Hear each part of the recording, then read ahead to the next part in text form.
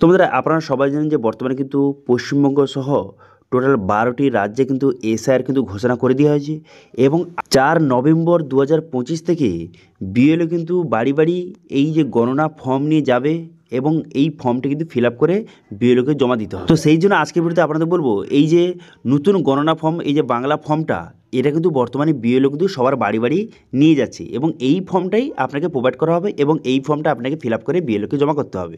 তো সেই জন্য এই ভিডিওতে আপনাদের দেখাবো এই যে ফর্মটা আপনি কীভাবে ফিল আপ করবেন, এই যে এসআইআর জন্য এই যে ইনুমারেশন বা গণনা ফর্মটা আপনি কীভাবে ফিল আপ করবেন তার স্টেপ বাই স্টেপ প্রসেস কিন্তু এই ভিডিওতে আপনাদের দেখে দেবো। ঠিক আছে, সম্পূর্ণ বিষয়টি আপনাদের বুঝিয়ে দেবো, প্রতিটি অপশান আপনাদের বুঝিয়ে দেবো, কোথায় কে কোন ডিটেলস ফিল আপ করবেন, কারা কারা কোন ডিটেলস ফিল আপ করবেন এবং এর ফর্মের সঙ্গে কাদের কোন ডকুমেন্টস অ্যাটাচ করতে হবে, কাদের কোন ডকুমেন্টস জমা করতে হবে, সমস্ত কিছু আপনাদের এই ভিডিওতে জানিয়ে দেবো। ঠিক আছে, সম্পূর্ণ সঠিক পদ্ধতির মাধ্যমে কীভাবে ফর্ম ফিল আপটা করবেন আপনি নিজে থেকেই, সেটা কিন্তু আপনাদের স্টেপ বাই স্টেপ দেখে দেবো। ঠিক আছে, তো সেই জন্য ভিডিওটা প্রথম থেকে শেষ পর্যন্ত অবশ্যই দেখবেন মনোযোগ সহকারে এবং আমাদের চ্যানেলে প্রথমবার ভিজিট করে থাকলে আমাদের চ্যানেলটিকে সাবস্ক্রাইব করে রাখুন এবং পাশে থেকে বেল আইকনটিকে অবশ্যই প্রেস করে রাখুন। তো চলুন আজকে ভিডিওটা শুরু করা যাক। তো বর্তমানে বিএলও কিন্তু এইরকম বাংলা ফর্ম নিয়ে বাড়ি বাড়ি কিন্তু আসবে, বাড়ি বাড়ি কিন্তু এই ফর্মগুলি দিয়ে যাবে বা এই বাংলা ফর্মটা। এখানে কিন্তু যে বিএলওর নাম এবং বিএলওর কন্ট্যাক্ট নাম্বার এখানে লেখা থাকবে এবং এখানে কিন্তু আগে থেকে কী কী লেখা থাকবে, এখানে বিএলওর নাম এবং কন্ট্যাক্ট নাম্বার লেখা থাকবে এবং আপনার এপিক নম্বর এবং আপনার নাম, অর্থাৎ আপনার এপিক কার্ডের যে আপনার ভোটার কার্ডের সমস্ত ডিটেলস কিন্তু এখানে লেখা থাকবে। ঠিক আছে, এবং আপনার অ্যাড্রেস সমস্ত ডিটেলস কিন্তু এখানে লেখা থাকবে। ঠিক আছে, এগুলো কিন্তু আগে থেকে থাকবে এবং একটি কিউআর কোড কিন্তু দেওয়া থাকবে। এই কিউআর কোডটা স্ক্যান করে আপনি অনলাইনেও আবেদন করতে পারবেন এসআইআরের জন্য, কিন্তু অনলাইন আবেদন এখনও পর্যন্ত শুরু হয়নি, যখন শুরু হয়ে যাবে আপনাকে জানিয়ে দেবো। তারপর এখানে ফটো দেওয়া থাকবে, যেটা কিন্তু আপনার ভোটার কার্ডে বর্তমানে রয়েছে সেই ফটোটা দেওয়া থাকবে। এবার আপনাকে এখানে নতুন ফটো এখানে মারাতে হবে, লাস্ট 3 মাসের আপনার নতুন ফটো এখানে সঠিকভাবে মারিয়ে দেবেন। এবার আপনি কীভাবে ফিল আপ করবেন দেখুন, প্রথমে আপনার জন্ম তারিখ অর্থাৎ আপনার ডেট অফ বার্থ, এখানে আপনার ডেট অফ বার্থটা সঠিকভাবে এখানে লিখে দেবেন। ঠিক আছে, এখানে অনেকে কোয়েশ্চেন করছিলেন যে আমি কিসে লিখবো, তো দেখুন এখানে আপনি বাংলায় লিখে দেবেন, কোনো সমস্যা নেই, আপনি বাংলাতেই লিখে দেবেন। এখানে ডেট অফ বার্থ লিখে দেবেন, তারপরে আধার নাম্বার লিখে দেবেন, তারপরে মোবাইল নাম্বার লিখে দেবেন। লিখে দেওয়ার পর আপনার পিতা বা অভিভাবকের নাম, এখানে আবার বাবার নাম লিখে দেবেন। লিখে দেওয়ার পর তারপরে বলা হয়েছে আপনার পিতা বা অভিভাবকের যে এপিক নাম্বার অর্থাৎ ভোটার কার্ড নাম্বার, আপনার বাবার কিন্তু ভোটার কার্ডের নাম্বারটা সঠিকভাবে এখানে আপনি লিখে দেবেন। ঠিক আছে, লিখে দেওয়ার পর তারপর আপনি কী করবেন, তারপর এখানে বলা আছে মায়ের নাম, এখানে আপনার মায়ের নামটা সঠিকভাবে লিখে দেবেন। লিখে দেওয়ার পর এখানে বলা আছে আপনার মায়ের এপিক নম্বর অর্থাৎ আপনার মায়ের ভোটার কার্ডের নম্বর, সেটা আপনি সঠিকভাবে লিখে দেবেন। এবার এখানে বলা হয়েছে যে স্বামী বা স্ত্রীর নাম, এবার যদি কেউ যে মহিলা আবেদন করছেন সেক্ষেত্রে স্বামীর নাম এখানে বসিয়ে দেবেন। এবার যদি কোনো পুরুষ যদি বিয়ে হয়ে থাকে সেক্ষেত্রে তার স্ত্রীর নামটা লিখে দেবেন। ঠিক আছে, এবং তার এপিক নাম্বারটা লিখে দেবেন এবং কোনো মহিলা আবেদন করে থাকলে তার স্বামীর নাম এবং স্বামীর এপিক নাম্বারটা সঠিকভাবে বসিয়ে দেবেন। দেখুন এবার এখানে বলা হয়েছে যে সর্বশেষ মানে শেষ যে এসআর হয়েছিল সেখানে কার নাম ছিল তার এখানে ডিটেলস কিন্তু বসিয়ে দিতে হবে। যদি আপনার নাম থেকে থেকে লাস্ট এসআরে যদি আপনার নাম থেকে থাকে সেক্ষেত্রে আপনার ডিটেলস এখানে বসাতে হবে। তো সেক্ষেত্রে আপনি কী করবেন, এখানে এখানে এই যে দেখুন নির্বাচকের নাম অর্থাৎ যে আপনার নাম, যদি আপনার নামটা 2002 সালে থেকে থাকে সেক্ষেত্রে আপনার নামটা এখানে বসিয়ে দেবেন। বসিয়ে দেওয়ার পর এপিক নাম্বার যেটা 2002 সালে ছিল, অর্থাৎ আপনি 2002 সালে ভোটার লিস্ট ডাউনলোড করবেন, করে সেখানে আপনার যেই এপিক নাম্বারটা লেখা আছে সেই নাম্বারটা বসিয়ে দেবেন। বসিয়ে দেওয়ার পর এবং রিলেটিভ নেম যে আত্মীয়র নাম, এখানে কিন্তু আপনার বাবার নাম বসিয়ে দেবেন। বসিয়ে দেওয়ার পর সম্পর্ক ফাদার এখানে লিখে দেবেন। লিখে দেওয়ার পর এখানে জেলার নামটা বসিয়ে দেবেন। বসিয়ে দেওয়ার পর রাজ্যের নাম বসিয়ে দেবেন। বসিয়ে দেওয়ার পর তারপর আপনি কী করবেন, এখানে যে বিধানসভা ক্ষেত্রের নাম, এখানে বিধানসভা ক্ষেত্রের নাম বসিয়ে দেবেন এবং বিধানসভা ক্ষেত্রের নাম এবং সঙ্গে অংশ নম্বর এবং ক্রমিক নম্বর, এগুলো কিন্তু 2002 সালে যে ভোটার লিস্ট যখন আপনি ডাউনলোড করবেন সেখানে কিন্তু লেখা রয়েছে। ঠিক আছে, দেখতে পাচ্ছেন আমি একটা এক্সাম্পল হিসেবে দেখাচ্ছি। এই দেখতে পাচ্ছেন এখানে লেখা রয়েছে, দেখতে পাচ্ছেন জয়নগর বিধানসভা নির্বাচন ক্ষেত্র, এটা কিন্তু যে বিধানসভা ক্ষেত্রের নাম এবং তার নাম্বার দেখতে পাচ্ছেন এখানে 103, এটা আছে বিধানসভা ক্ষেত্রের নাম্বার। এবার অংশ নম্বর এখানে দেখতে পাচ্ছেন 1 লেখা রয়েছে এবং ভাগ নম্বর অর্থাৎ যে ক্রমিক নম্বর এখানে লেখা রয়েছে, দেখতে পাচ্ছেন 1 2 3 লেখা রয়েছে। এবার আপনার যে এই ক্রমিক নম্বরে সোজা আপনার নামের সোজা যেই ক্রমিক নম্বরটা লেখা থাকবে সেটা আপনি এখানে ক্রমিক নম্বরের জায়গায় বসিয়ে দেবেন। ঠিক আছে, বোঝা গেল ক্লিয়ার? তো যাদের কিন্তু 2002 সালে ভোটার লিস্টে যাদের নাম রয়েছে তারা কিন্তু এই বাম দিকের ঘরটা ফিল আপ করবেন, কিন্তু ডান দিকের ঘর ফিল আপ করার দরকার নেই। কিন্তু যদি আপনার 2002 সালে আপনার নাম নেই কিন্তু আপনার বাবার নাম রয়েছে, ঠিক আছে, তো সেক্ষেত্রে আপনি ডান দিকের ঘরটা ফিল আপ করবেন। তখন কিন্তু বাম দিকের ঘরটা ফিল আপ করার দরকার নেই, আপনি ডান দিকে এই ঘরটা ফিল আপ করবেন। এখানে কার নাম বসাবেন? এখানে কিন্তু আপনার বাবার নাম বসাবেন। অর্থাৎ আপনার যে 2002 সালে ভোটার লিস্টে আপনার বাবার নাম রয়েছে, সেক্ষেত্রে এখানে আপনার বাবার ডিটেলস আপনাকে বসাতে হবে। আপনার বাবার নাম, আপনার এপিক নম্বর, আত্মীয় রিলেটিভ নাম, অর্থাৎ আপনার বাবার নাম বসিয়ে দেবেন এখানে, অর্থাৎ আপনার দাদু নাম বসিয়ে দেবেন।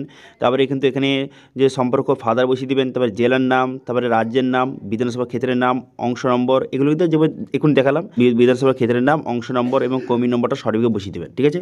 তো অর্থাৎ মোটামুটি আপনারা বুঝতে পারলেন যে যদি আপনার নাম 2002 সালে যদি থেকে থাকে, সেক্ষেত্রে আপনি বাম দিকের ঘরটা ফিল আপ করবেন, ঠিক আছে, তখন ডান দিকের ঘর ফিল আপ করার দরকার নেই। কিন্তু যদি 2002 সালে ভোটার লিস্টে আপনার নাম নেই কিন্তু আপনার বাবার নাম রয়েছে, সেক্ষেত্রে আপনি বাম দিকের ঘর তখন ফিল আপ করার দরকার নেই, এই ডান দিকের ঘরটা ফিল আপ করবেন। এখানে আপনার বাবার ডিটেলস কিন্তু বসিয়ে দেবেন। ওকে, বোঝা গেল? ক্লিয়ার? এবার অনেকে কিন্তু আগের ভিডিওতে কমেন্ট করেছে যে আমার বাবা এখনও বেঁচে নেই, সেক্ষেত্রে কী করব? দেখুন, আপনার বাবা এখন বেঁচে নেই, কিন্তু 2002 সালে তখন তো আপনার বাবা বেঁচে ছিল, তখন তো বাবা তো ভোটটা দিয়েছিল। তো সেক্ষেত্রে 2002 সালে ভোটার লিস্টে আপনি চেক করুন আপনার বাবার নাম আছে কি না। যদি থেকে থাকে, সেক্ষেত্রে আপনার বাবার ডিটেলস কিন্তু এখানে সঠিকভাবে বসিয়ে দেবেন। ডান দিকের ঘরে আপনার বাবার সঠিক ডিটেলসটা বসিয়ে দেবেন, যেটা কিন্তু 2002 সালে রয়েছে, ঠিক আছে, সেই ডিটেলসটা সঠিকভাবে বসিয়ে দেবেন। ওকে, বোঝা গেল? এবার যদি কেউ বিবাহিত মহিলা আবেদন করছেন, সেক্ষেত্রে কী ডিটেলস বসাবেন? দেখুন, যদি সেই বিবাহিত মহিলা যদি নাম 2002 সালে থেকে থাকে, সেক্ষেত্রে বাম দিকের যেই ঘরটা এটা আপনি ফিল আপ করবেন, তখন ডান দিকে আপনি ছেড়ে দেবেন, ঠিক আছে। এবার যদি সেই বিবাহিত মহিলার নাম যদি 2002 সালে যদি না থেকে থাকে, সেক্ষেত্রে কী করবেন? সেক্ষেত্রে আপনার বাবার ডিটেলস বসাতে হবে, ঠিক আছে। আপনার যে বাবার ডিটেলসটা কিন্তু যে 2002 সালে ভোটার লিস্ট থেকে বার করবেন, করে কিন্তু এই ডান দিকের ঘরে কিন্তু বসিয়ে দেবেন, ঠিক আছে, বোঝা গেল? অনেকে ভাবছেন যে স্বামীর নাম দিলে কি হবে, কি না, স্বামীর ডিটেলস কিন্তু দিলে হবে না, যেহেতু আপনি জন্মসূত্রে আপনার বাবার ডিটেলস কিন্তু আপনাকে দিতে হবে, ঠিক আছে। তো সেক্ষেত্রে বিবাহিত মহিলাদের ক্ষেত্রে যদি তার নিজের নাম 2002 সালে যদি থেকে থাকে, সেক্ষেত্রে বাম দিকের ঘরটা আপনি বসিয়ে নেবেন, বাম দিকের ঘরটা আপনি ফিল আপ করে নেবেন, তখন ডান দিকের ঘর ফিল আপ করার দরকার নেই। কিন্তু যদি 2002 সালে ভোটার লিস্টে আপনার নাম না থেকে থাকে, সেক্ষেত্রে আপনার বাবার ডিটেলসটা ডান দিকের ঘরে সঠিকভাবে বসিয়ে দেবেন। ক্লিয়ার? এবার অনেকে আগের ভিডিওতে বলেছিল যে আমার বাবার নাম নেই, সেক্ষেত্রে আপনার দাদুর নাম আছে কি চেক করবেন, ঠিক আছে। আপনার বাবার নাম 2002 সালে নেই, আপনার নাম নেই, আবার বাবার নাম নেই, সেক্ষেত্রে আপনার দাদুর নাম আছে নাকি চেক করবেন। যদি আপনার দাদুর নাম থেকে থাকে যে 2002 সালে, সেক্ষেত্রে তার ডিটেলস কিন্তু এই যে ডান দিকের ঘরে আপনি বসিয়ে দিতে পারেন। এবার যদি আপনার নাম 2002 সালে নেই, আপনার বাবার নাম নেই এবং আপনার দাদুর নাম কারোর ডিটেলস নেই 2002 সালে, সেক্ষেত্রে কিন্তু এই ঘরটা আপনি ছেড়ে দেবেন। তারপর নিচে আসা বা এখানে আপনার সিগনেচার করে দেবেন। এবার যদি কোনো কারণে আপনি যদি বাড়িতে না থাকেন, ঠিক আছে, বিএলও যখন আসলো তখন আপনি বাড়িতে আপনি ধরুন কোনো কারণে নেই, সেক্ষেত্রে কিন্তু আপনার পরিবারের অন্য কোনো সদস্য যার কিন্তু 18+ বয়স হয়ে গেছে, সে কিন্তু এখানে সিগনেচার করে দিলে হবে। কিন্তু তবে এখানে উল্লেখ করতে হবে তার সঙ্গে আপনার সম্পর্ক কী, সেটা কিন্তু উল্লেখ করতে হবে, ঠিক আছে। তারপরে এখানে নিচে কিন্তু বিএলও সিগনেচার করে এই ফর্মটা কিন্তু জমা নিয়ে নেবে, ঠিক আছে। এবার এই ফর্মের সঙ্গে কী ডকুমেন্টস অ্যাটাচ করতে হবে, কাদের কোন ডকুমেন্টস অ্যাটাচ করতে হবে?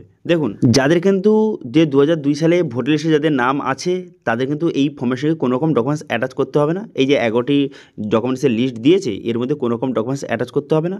অথবা যাদের বাবার নাম কিন্তু 2002 সালে রয়েছে, তাদের নিজের নাম নেই কিন্তু বাবার নাম রয়েছে, সেক্ষেত্রে কিন্তু এই 11টি ডকুমেন্টসের মধ্যে কোনো রকম ডকুমেন্টস কিন্তু দিতে হবে না, ঠিক আছে। এই ফর্মটা ফিল আপ করে দিয়ে দিলেই কিন্তু হয়ে যাবে।